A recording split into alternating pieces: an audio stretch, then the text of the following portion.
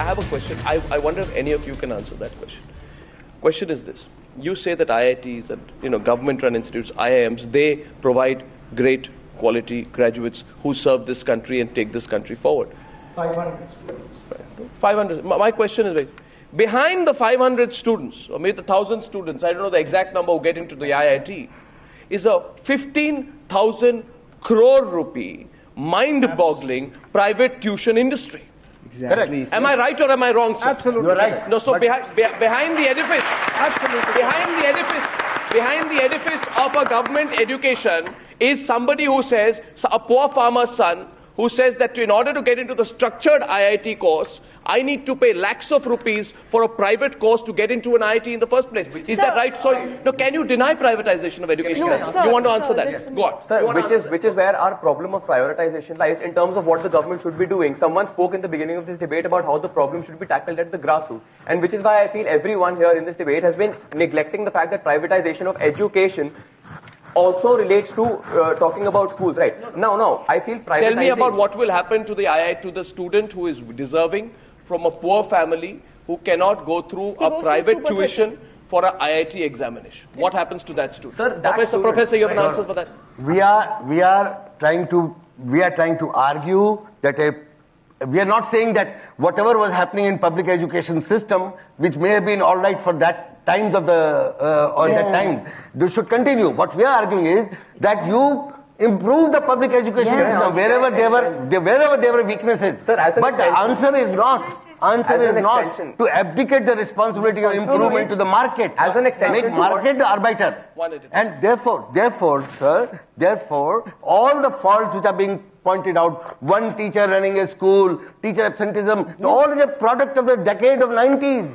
Sir, decade of 90s when one teacher program was implemented at the dictate of World Bank. Do you know this or do you not? I want to ask you. World Bank asked Government of India to start one teacher school. We have a very interesting situation in this debate. World Bank asked Government very interesting situation. Teacher school. Very interesting situation. Very interesting situation where we have this side arguing today that the Indian government has conspired with the private sector. There's a massive conspiracy to end the role of government in education. It's a valid question, isn't it? It's a valid question. We have one defense deal we signed recently with Maybe France. We do not know. One defense deal with France, worth more than 2 billion, is almost 30% of the entire expenditure, education budget of India. 20 billion. 20 billion. 20 billion. So that's a large number. A huge number, much larger than the education budget of India. Yes. Have we deliberately conspired to leave our youth at the mercy of private players in education? Who are not giving the education for free. It's not really mercy. It's leaving the education system to the private hands. I wish that the government was more proactive, and government actually has very less business in the higher education space. It should be giving primary education. What percentage of students in IIPM would go free? No, I'm going to come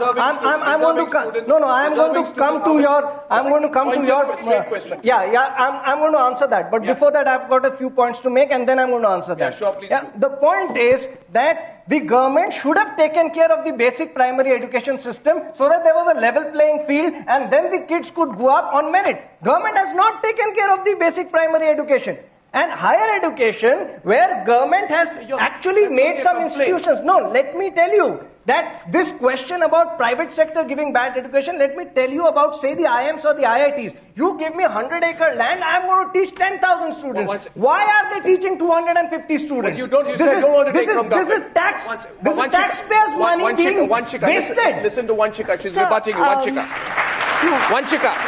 I'll tell you where the taxpayer money is going and where is it wasted and where is it not wasted, right? The reason why you're not able to focus on your primary education is because you're not able to give tangible benefits to the poor to study, right? To the dividend that you're talking about to study, to get your immediate results, right? What does a person who goes to school think of? That मेरे को job मिलेगी और मैं पढ़ूंगा मेरे को job मिलेगी. अब अगर उसको, if he does not understand anything in nursery related to a job, he drops out, right? Why are you not able to, work hard at the primary level education is because of of these conspiracies, as sir has talked about, that are going on at the higher level, sir. And the fact that you can do something about it, right, that you can do something about it has been manifested by a very special institute that I've heard of, which is Super 30, sir. It's not that they're not capable. They're being taught for free. They sit for those IIT exams. Absolutely. And 30 of those clear that entrance and make it to an IIT, sir. Absolutely. Which means that there is potential. Which means that if you allocate your resources there, which means... Good point. Let her complete. Let her complete. If you allocate your resources there, you will get results. But because of the dirty politics that goes on that level, where the state tries to mingle with privatization, privatization mingles with state, you're not able to do anything about it at the primary level. So that is the problem. Collusion is the problem.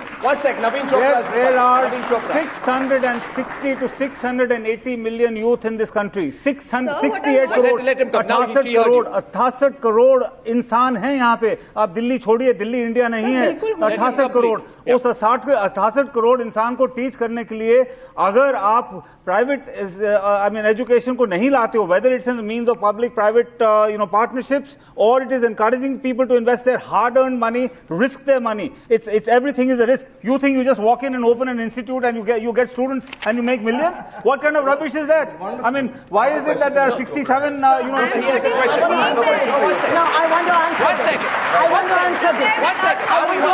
One second. She wants to answer. Are we saying there are no capitation fees in India? No. Are we saying that the government... Who charges capitation fees? The government bloody institutes, the government colleges, medical colleges. I want to ask you, you talked of the number of millions of youth in this country who are not getting education. I want to ask you, give me one historical example of any country which has universalized